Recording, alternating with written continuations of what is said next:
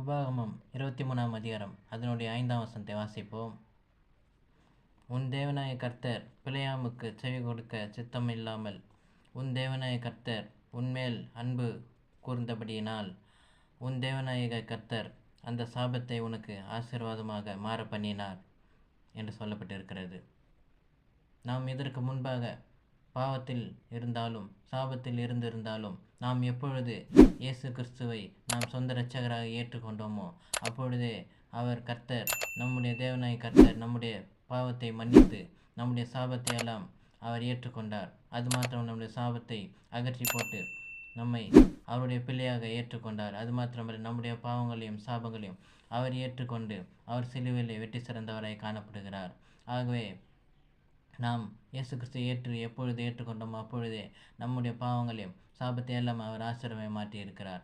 ஆமென். நல்ல God bless you. கர்த்தர்